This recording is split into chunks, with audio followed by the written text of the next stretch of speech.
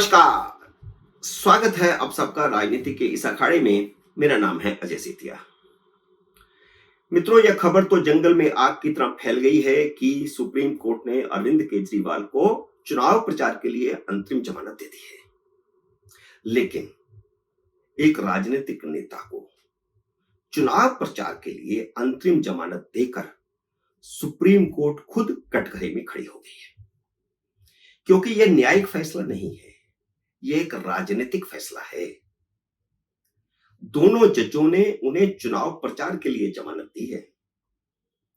यह किस कानून में लिखा है कि किसी पार्टी के अध्यक्ष को या महामंत्री को, क्योंकि अब अध्यक्ष को जमानत दी है तो महामंत्री के लिए भी रास्ता खुलेगा। और किस कानून में यह लिखा है कि किसी राजनीतिक नेता को चुनाव प्रचार के लिए अंतरिम जमानत दी जा सकती है। तो इसलिए मैंने कहा, यह न्यायिक फैसला नहीं है, यह राजनीतिक फैसला है। और सुप्रीम कोर्ट के इस फैसले से साबित हो गया है कि अदालत राजनीतिक दबाव में काम करती है और प्रभावशाली लोगों के प्रभाव में आ जाती है। केजरीवाल को जमानत देकर सुप्रीम कोर्ट ने आम लोगों की यह धारणा भी सही साबित करती है कि अभिषेक मनु सिंघवी हो तो जमानत मिलने की 50% गारंटी होती है। यानी कानून बिकता है, खरीदने वाला चाहिए। ऐसे नहीं धारणा बनी कि अभिषेक मनु सिंघवी अगर अदालत में खड़े होंगे तो जमानत की 50% गारंटी हो जाती है। तो उन्हें मोटी कमाई करवाने में जजों की भी भूमिका है। सिंघवी की मोटी कमाई हो रही है अरविंद केजरीवाल के माध्यम से, और अब केजरीवाल को जमानत देकर के उनकी कानूनी साख और बढ़ गई है। खैर, मोटी कमाई अगर अभिषेक मनु सिंघवी की हो गई है तो कपिल सिब्बल के लिए भी रास्ता खुल गया है। वह अब हेमंत सोरेन की जमानत के लिए याचिका लगा देंगे और उन्हें वहां से मोटी कमाई हो जाएगी। तो ये जो कानून का धंधा चल रहा है ना, ये अब खुलकर सामने आ रहा है और लोगों को दिख रहा है।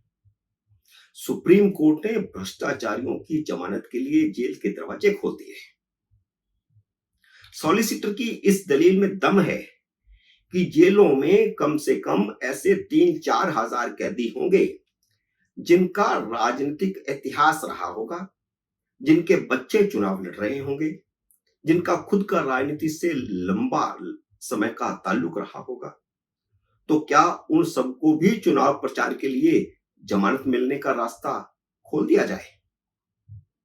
लेकिन सुप्रीम कोर्ट के इन दोनों जजों ने सॉलिसिटर जनरल की इस दलील को खारिज कर दिया। एक बार लगा था कि जजों ने जमानत देने का जो फैसला किया था उससे वे पीछे हट रहे हैं, लेकिन उन जजों पर पता नहीं क्या दबाव था कि उन्होंने आखिरकार ना करते जमानत दे दी।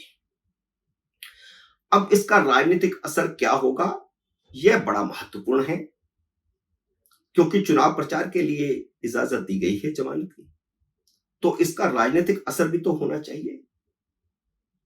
क्या होगा असर?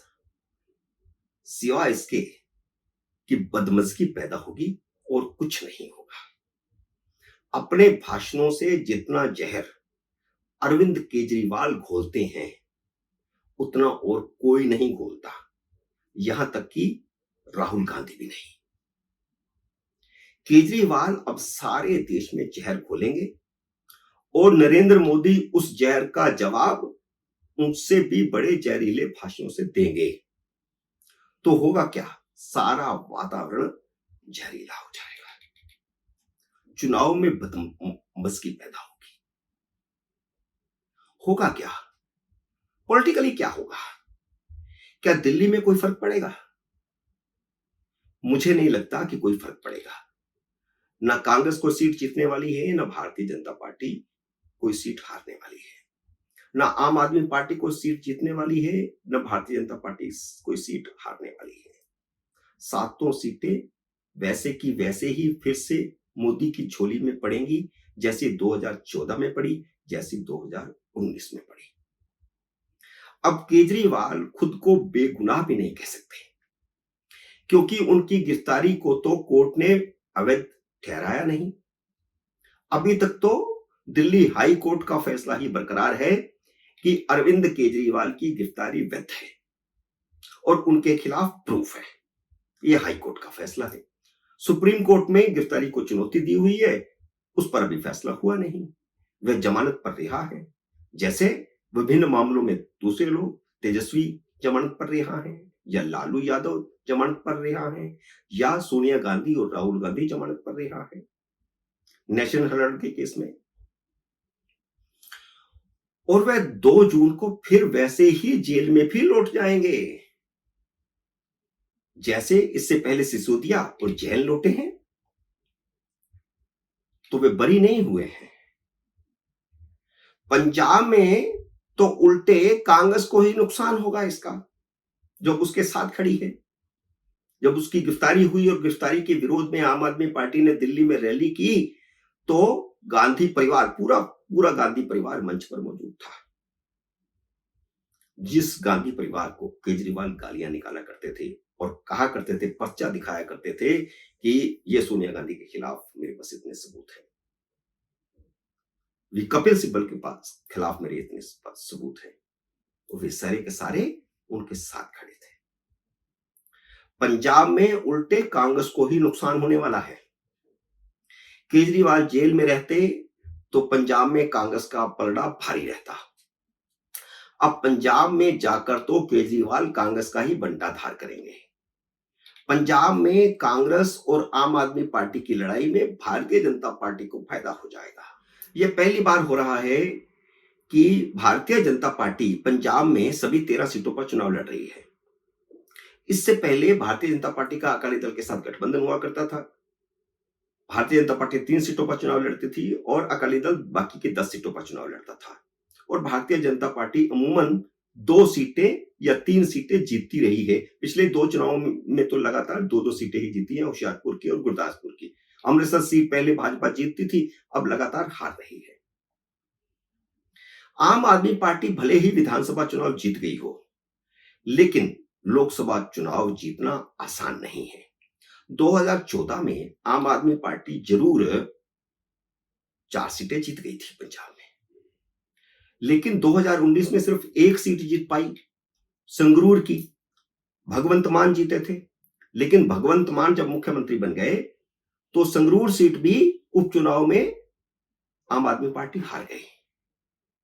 इसलिए पंजाब में केजरीवाल कांग्रेस का नुकसान करेंगे और उसका फायदा भारतीय जनता पार्टी को होगा, क्योंकि वहां चौकोना चुनाव हो रहा है। कांग्रेस 13 सीटों पर लड़ रही है, आम आदमी पार्टी 13 सीटों पर लड़ रही है, भारतीय जनता पार्टी 13 सीटों पर लड़ रही है और अकाली दल भी 13 सीटों पर लड़ रहा है। तो केजरीवाल देश में जहरीला प्रचार करेंगे, भाषण देंगे, बदमज़गी फैलाएंगे और 20 दिन बाद फिर जेल में चले जाएंगे। अब सोचिए आप कि सुप्रीम कोर्ट का फैसला कहां सही है, कहां गलत है और इसके आने वाले दिनों में क्या प्रभाव होंगे। पिछले दिनों कपिल सिब्बल ने कोर्ट में कहा था कि यह जो आपका दौर चल रहा है, यह स्वर्ण अक्षरों में नहीं लिखा जा सकता। उसकी काफी आलोचना हुई, लेकिन सुप्रीम कोर्ट के इस फैसले ने यह साबित कर दिया है कि यह फैसला कभी भी सुप्रीम कोर्ट के इतिहास में स्वर्ण अक्षरों में नहीं लिखा जाएगा। मित्रों, उम्मीद है मेरा ये वीडियो आपको पसंद आया होगा। इसे लाइक और शेयर कीजिए। अगर आपने मेरे YouTube चैनल को अब तक सब्सक्राइब नहीं किया तो कृपया सब्सक्राइब करके अपना आशीर्वाद दीजिए। जल्द ही मिलते हैं अगले वीडियो में किसी अन्य विषय के साथ। तब तक नमस्कार।